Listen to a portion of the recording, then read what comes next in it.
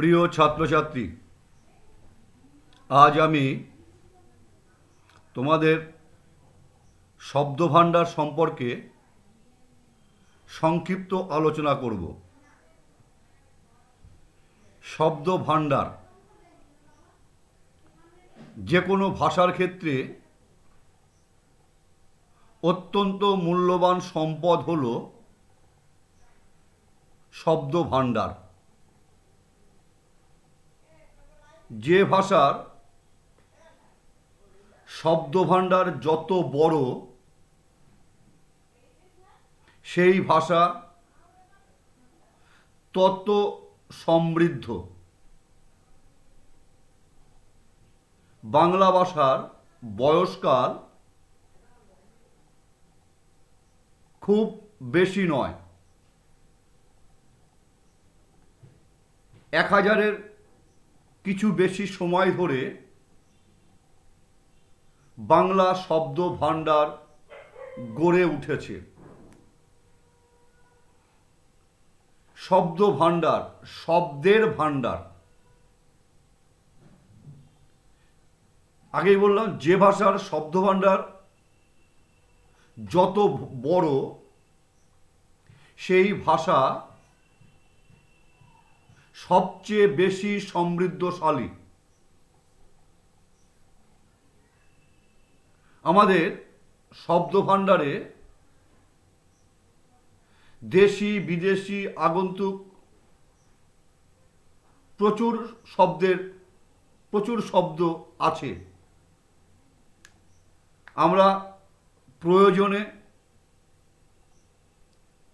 অন্য ভাষা থেকেও শব্দ গ্রহণ করেছি। আমি এবার বলবো যে উৎসগত দিক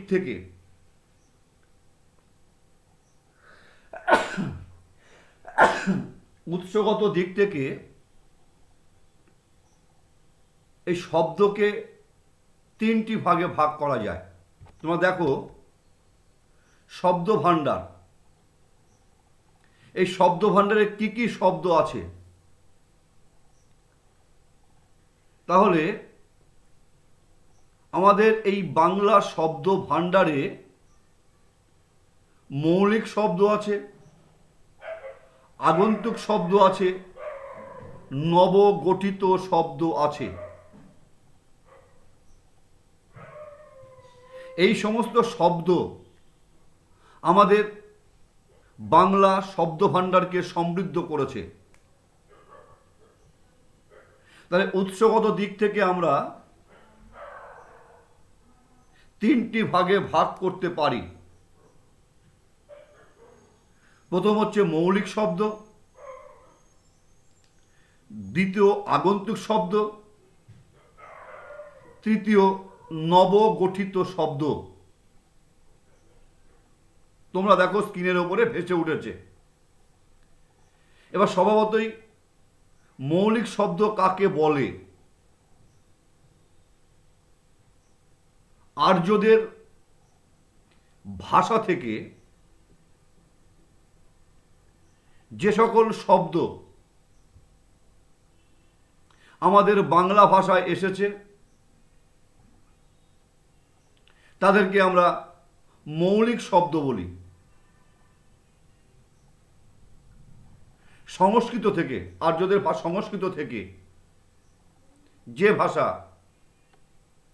বা সংস্কৃত ভাষা থেকে বা আর্যদের ভাষা থেকে আর্যরা যে শব্দ ব্যবহার করত, সেই শব্দ থেকে যে সকল শব্দ আমাদের বাংলায় এসেছে, তাদেরকে আমরা মৌলিক শব্দ বলি। যেমন পিতা, সূর্য, চন্দ্র ইত্যাদি ইত্যাদি। এই মৌলিক শব্দগুলিকে আবার আমরা 3টি ভাগে ভাগ করেছি।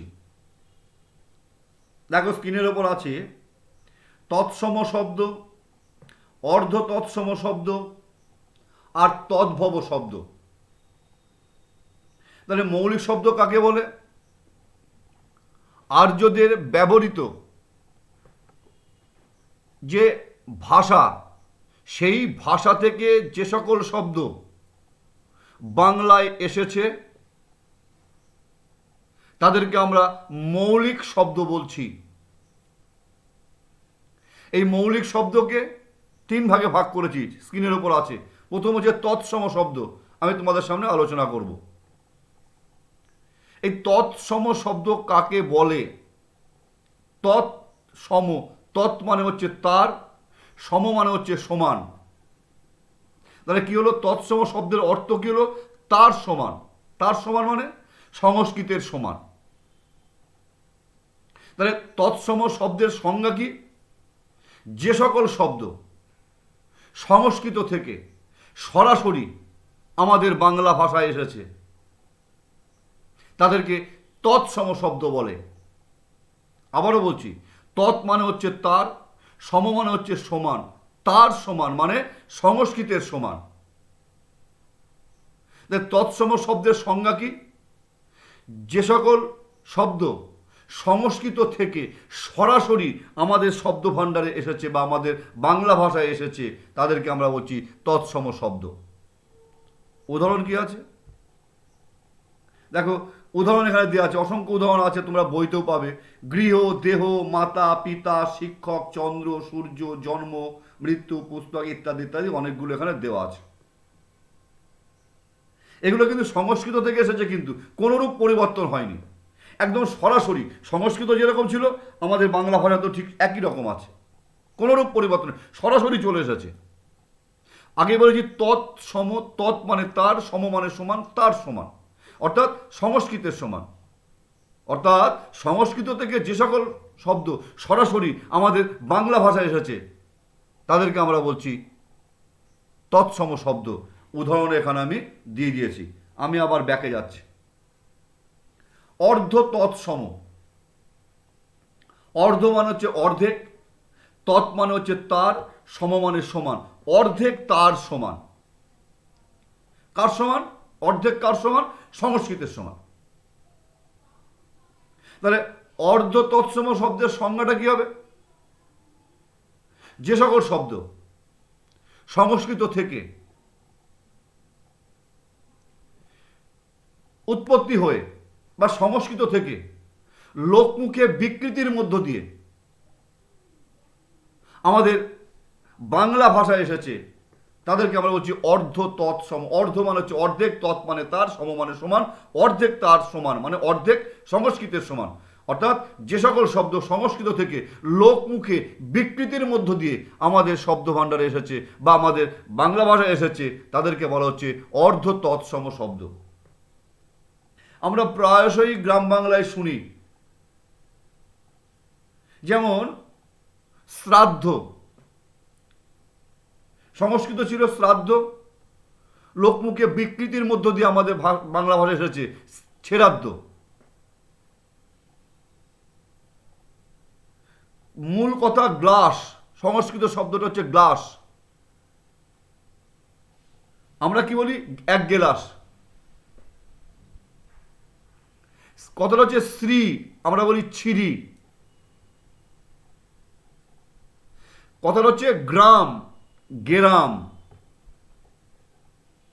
অর্থাৎ সংস্কৃত থেকে আসলো, কিন্তু এই মাঝে লোকমুখে বিকৃত হয়ে গেল, উচ্চারণটা শব্দটা বিকৃত হয়ে গেল। তাহলে অর্ধেক তার সমান, অর্থাৎ অর্ধেক সংস্কৃতের সমান। যে সকল শব্দ সংস্কৃত থেকে লোকমুখে বিকৃতির মধ্য দিয়ে আমাদের শব্দ ভাণ্ডারে বা আমাদের বাংলা ভাষায় এসেছে তাদেরকে আমরা বলছি অর্ধ তৎসম শব্দ। উদাহরণ কি দেখো, উদাহরণ আছে দেয়া। যেমন সংস্কৃত শব্দ হচ্ছে গৃহিণী, আমরা কি বলি? গিন্নি। যেমন বিষ্ণু, আমরা কি বলি? বিষ্ণু। যেমন কথাটা হচ্ছে বিশ্রী, আমরা কি? বিচ্ছিরি। মূল যে বিশ্রী এই কথাটা কি? সংস্কৃত। এর থেকে আমরা কি হলো, লোকমুখে কি হয়ে গেল, বিকৃত হলো, হলে কি হলো, বিচ্ছিরি হলো। আমরা কীর্তন, আমরা কটা লোকে বলি কীর্তন, কীর্তন। গ্রাম বাংলায় গেলে আচ্ছার শুনতে পাওয়া যায় কীর্তন থেকে কীর্তন। শ্রীনাথ আমরা বলি ছিনাথ। তাহলে এই যে শব্দগুলো, এগুলো সংস্কৃত শব্দ ছিল, কিন্তু যখন আমাদের বাংলা ভাষায় যখন আসলো তখন লোকমুখে বিকৃত হয়ে গেল। লোকমুখে বিকৃতির মধ্য দিয়ে আমাদের বাংলা ভাষায় আসলো, আমাদের শব্দ ভাণ্ডারে আসলো। তাদেরকে বলা হচ্ছে অর্ধ তৎসম। আমি আবার ব্যাকে যাচ্ছি। তদ্ভব, তদ্ভব তার থেকে জাত, অর্থাৎ সংস্কৃত থেকে জাত। কাকে বলে তদ্ভব শব্দ? যে সকল শব্দ প্রাকৃত ও অপভ্রংশের মধ্য দিয়ে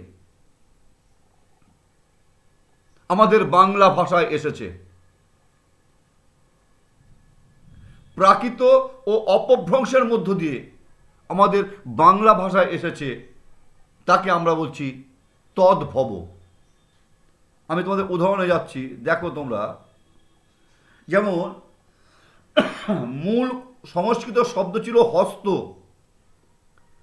প্রাকৃতে হলো হত্ত, বাংলায় হলো হাত।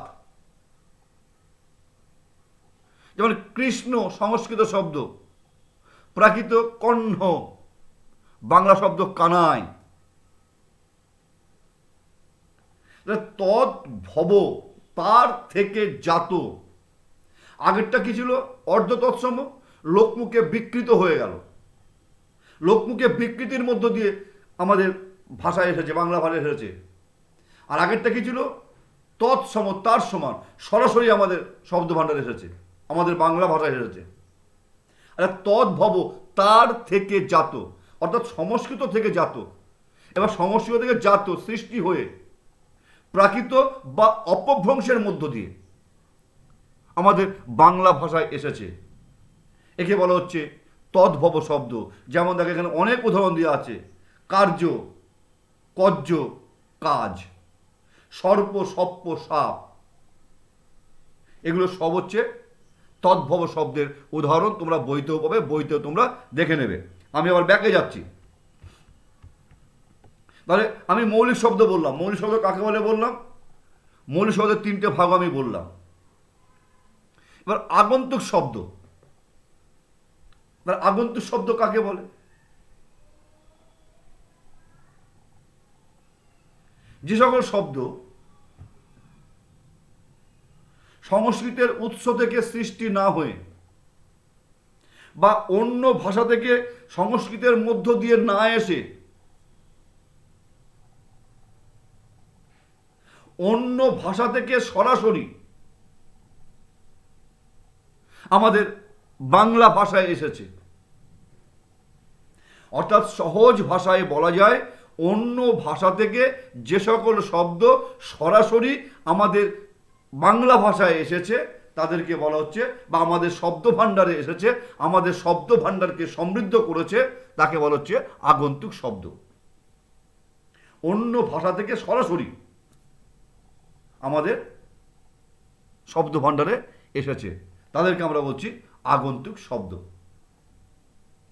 এই আগন্তুক শব্দকে আমরা আবার তিনটে ভাগে ভাগ করেছি: দেশি শব্দ, বিদেশি শব্দ, প্রতিবেশী শব্দ।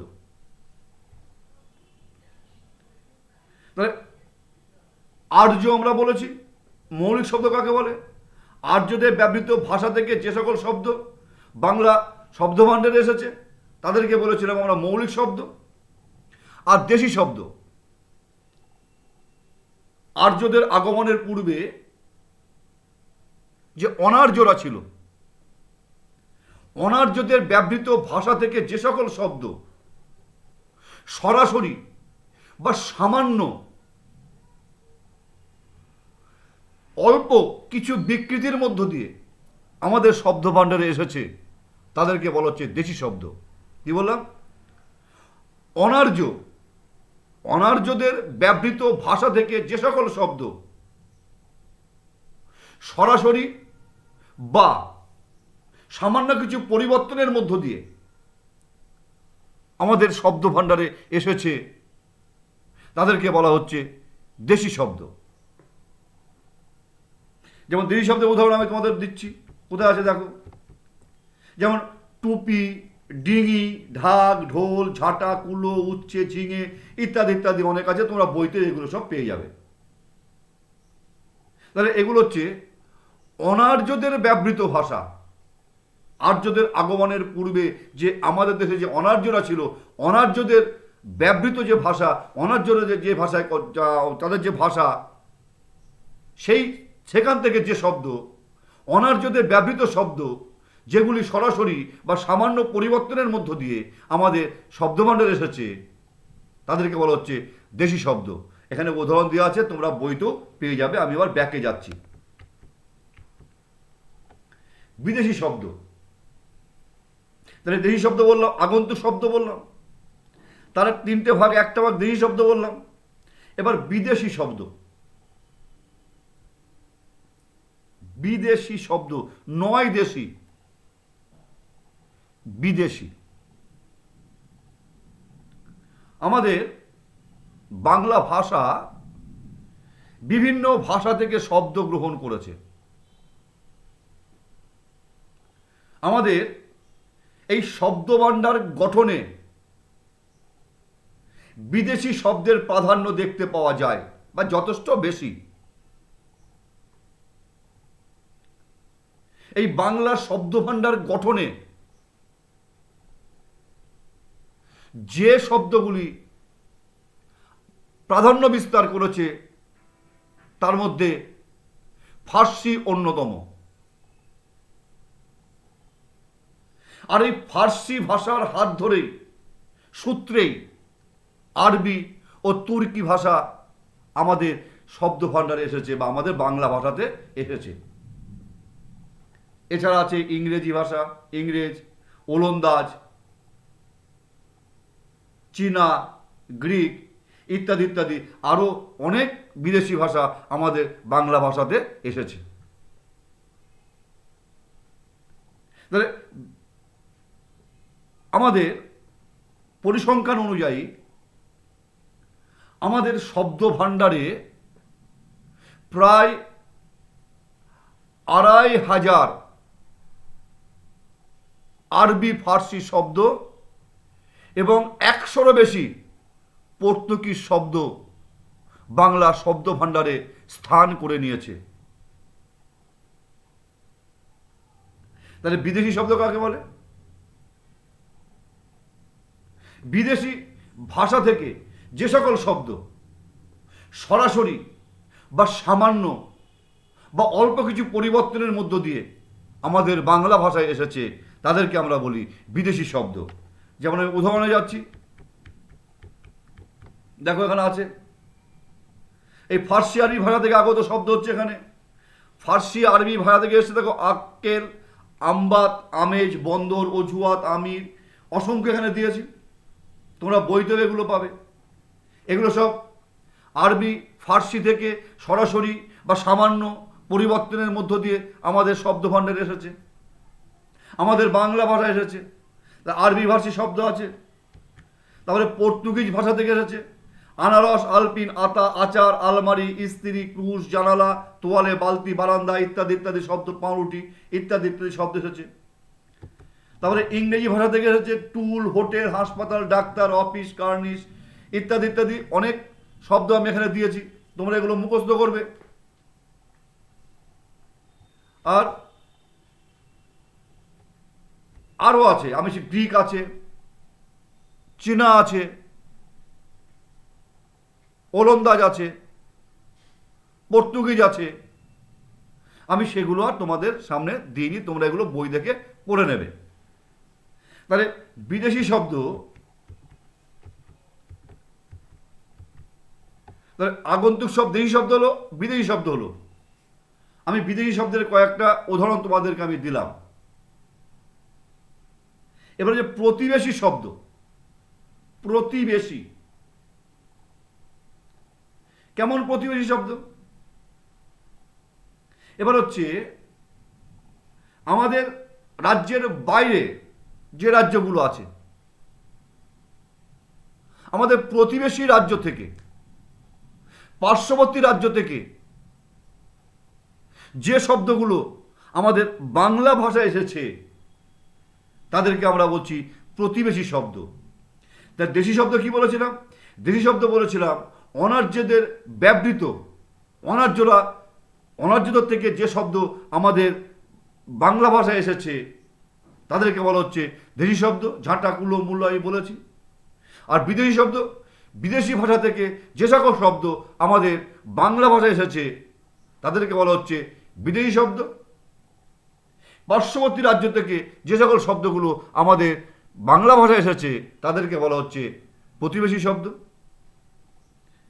আমি উদাহরণে যাচ্ছি, প্রতিবেশী শব্দের উদাহরণে যাচ্ছি আমি। যেমন হিন্দি থেকে, এগুলো মূলত হিন্দি, মারাঠি, গুজরাটি, তামিল, তেলেগু এগুলোর থেকেই, ওই শব্দ থেকেই, তাদের শব্দ থেকেই সেই শব্দ আমাদের শব্দ ভাণ্ডারে এসেছে। যেমন হিন্দি থেকে কচুরি, কাহিনী, কোরা, খানা, আলাল, ইস্তক, উত্তরা ইত্যাদি ইত্যাদি। মারাঠি থেকে চৌথ, বর্গি, ঠক, পেয়ারা, চামচা। গুজরাটি থেকে গরবা, তকলি, হরতাল, খাদি, চরকা। তামিল থেকে চুরুট, তেলেগু থেকে প্যান্ডেল, পিলে। এগুলো সব হচ্ছে প্রতিবেশী শব্দ। আমাদের পার্শ্ববর্তী রাজ্য থেকে এই শব্দগুলো এসে বাংলা ভাষায় এসে আমাদের বাংলা শব্দ ভাণ্ডারকে সমৃদ্ধ করেছে। আমি ব্যাকে যাচ্ছি। তাহলে বাংলা শব্দ ভাণ্ডার মৌলিক শব্দ বলেছি, তৎসম বললাম, অর্ধ তৎসম বললাম, তদ্ভব বললাম। আগন্তুক শব্দের মধ্যে দেশি শব্দ সম্বন্ধে আলোচনা করলাম, বিদেশি শব্দ আলোচনা করলাম, প্রতিবেশী শব্দ আলোচনা করলাম। এবার হচ্ছে নবগঠিত শব্দ। এই শব্দগুলি মূলত সাহিত্যের প্রয়োজনে সৃষ্টি হয়েছে। সাহিত্যের প্রয়োজনে এই নবগঠিত শব্দগুলোর সৃষ্টি হয়েছে, উদ্ভব হয়েছে। সাহিত্যে মূলত নতুন শব্দের প্রয়োজন হলে, নতুন শব্দের যদি প্রয়োজন দেখা দেয়, তাহলে একটি শব্দের সঙ্গে আরেকটি শব্দ যোগ করে কোনো একটি শব্দকে ভেঙে যে নতুন শব্দ পাওয়া যায় তাকে বলা হয় নবগঠিত শব্দ। আমি কি বললাম? সাহিত্যের প্রয়োজনে এই নবগঠিত শব্দ সৃষ্টি হয়েছে। এই নবগঠিত শব্দ কাকে বলে? সাহিত্যের প্রয়োজনে মূলত একটি শব্দের সাথে আরেকটি শব্দ যোগ করে কোনো শব্দকে ভেঙে যে নতুন শব্দ তৈরি হচ্ছে তাকে বলা হচ্ছে নবগঠিত শব্দ। এইগুলো আলোচনা করলে, পরেরগুলো আলোচনা করলে তোমার নবগঠিত শব্দ সম্বন্ধে আইডিয়া ক্লিয়ার হয়ে যাবে। এই নবগঠিত শব্দকেও আবার তিন ভাগে ভাগ করা হয়েছে। অবিমিশ্রিত শব্দ, অবিমিশ্র শব্দ, জোর কলম শব্দ, মিশ্র বা সংকর শব্দ। এই অবিমিশ্র শব্দ কাকে বলে? এই জোর কলম শব্দ কাকে বলে আমাদের জানতে হবে। অবিমিশ্র শব্দ হচ্ছে এই শব্দগুলো মূলত বিদেশি ভাষা আক্ষরিক অনুবাদ করে গঠিত হয়েছে। বিদেশি ভাষার আক্ষরিক অনুবাদ করে এই ভাষাটা সৃষ্টি হচ্ছে, অবিমিশ্র ভাষার শব্দ তৈরি হয়েছে। কি বললাম? কোন কোন বিদেশি ভাষাকে আক্ষরিক অর্থে অনুবাদের মধ্য দিয়ে এই অবিমিশ্র শব্দ তৈরি হয়েছে। যেমন যদি বলি গোল্ডেন এজ,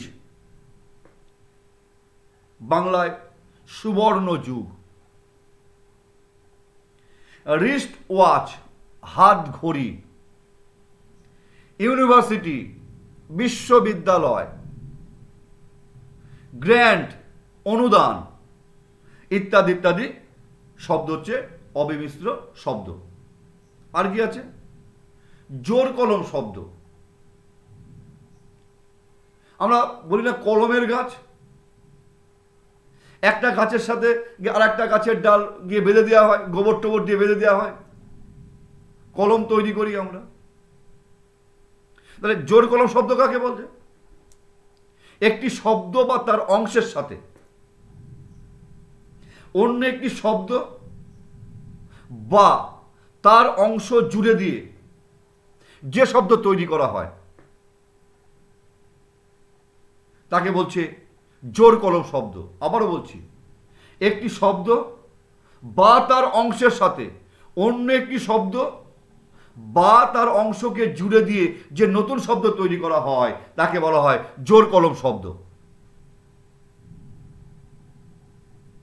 যেমন নিশ্চুপ, যেমন কুয়াশা ইত্যাদি ইত্যাদি তোমরা বইতে পেয়ে যাবে। আর একটা হচ্ছে মিশ্র বা সংকর শব্দ। কাকে বলে? বিভিন্ন ভাষা থেকে যে সকল শব্দ বা বিভিন্ন ভাষার সংমিশ্রণে যে শব্দ তৈরি হয়েছে তাকে বলা হয় মিশ্র বা সংকর শব্দ। এগুলো অনেকগুলো ভাগ আছে, আমি তোমাদেরকে দেখাচ্ছি কিরকম এটা, তোমরা দেখে নাও। যেমন কি বললাম, বিভিন্ন শব্দের মিশ্রণে এই সংকর শব্দটা তৈরি হয়েছে। যেমন দেখো তৎসব, এই তদ্ভব শব্দ প্লাস বিদেশি শব্দ। রাজা হচ্ছে তোমার তদ্ভব শব্দ, উজির হচ্ছে বিদেশি শব্দ। তা কি হলো? রাজা উজির। হাট বাজার, খোঁজ খবর, ঠাট্টা তামাশা, শাক সবজি ইত্যাদি ইত্যাদি আছে। আবার বিদেশি শব্দ প্লাস তৎসম শব্দ। তাহলে এই তৎসম শব্দটা হচ্ছে যে তদ্ভব প্লাস বিদেশি শব্দ। আচ্ছা, আর বিদেশি শব্দ প্লাস তৎসম, তদ্ভব হচ্ছে পর্দা প্রথা, পর্দা বিদেশি শব্দ, প্রথা হচ্ছে তৎসম শব্দ। হেড পণ্ডিত, হেড হচ্ছে বিদেশি শব্দ, পণ্ডিত হচ্ছে তৎসম শব্দ। এবার বিদেশি বিদেশি, হেড মৌলবী, হেড হচ্ছে ইংরেজি শব্দ, মৌলবী হচ্ছে বিদেশি শব্দ, দুটোই বিদেশি শব্দ, মৌলবী মৌলবী। দেশি শব্দ প্লাস বাংলা প্রত্যয়, মাস্টারি, মাস্টার যুক্ত ই মাস্টারি। খ্রিস্টীয়, খ্রিস্টযুক্ত ইও খ্রিস্টীয়। তাহলে মিশ্র বা সংকর শব্দ বিভিন্ন ভাষার বা বিভিন্ন শব্দের সংমিশ্রণে এই শব্দগুলো তৈরি হয়েছে। আমি আবার প্রথমে যাচ্ছি। তাহলে আমাদের বাংলা শব্দ ভাণ্ডারে মৌলিক শব্দ আছে, আগন্তুক শব্দ আছে, নবগঠিত শব্দ আছে। মৌলিক শব্দকে 3 ভাগে ভাগ করা হয়েছে, আগন্তুক শব্দকে 3টে ভাগে ভাগ করা হয়েছে, নবগঠিত শব্দকে 3টি ভাগে ভাগ করা হয়েছে। এই সমস্ত শব্দ আমাদের বাংলা শব্দ ভাণ্ডারকে সমৃদ্ধ করেছে। আমরা বিভিন্ন ভাষা থেকে আমরা শব্দ গ্রহণ করেছি, আমাদের প্রয়োজনে আমরা শব্দ গ্রহণ করেছি। আর এই বিভিন্ন ভাষার সংমিশ্রণে আমাদের বাংলা শব্দভাণ্ডার সমৃদ্ধ হয়েছে। এই শব্দগুলো নিয়েই তৈরি হয়েছে আমাদের শব্দভাণ্ডার। যে ভাষার শব্দভাণ্ডার যত বড়, সেই ভাষা তত বেশি সমৃদ্ধশালী। আমি পূর্বেও বলেছি, আবারও বললাম, এখানেই বাংলা শব্দভাণ্ডার পড়ানো আমি শেষ করছি। তোমরা বাড়িতে বইটারও ডিটেলস পড়বে। তোমরা সবাই ভালো থেকো, সুস্থ থেকো, মন দিয়ে পড়াশোনা করো।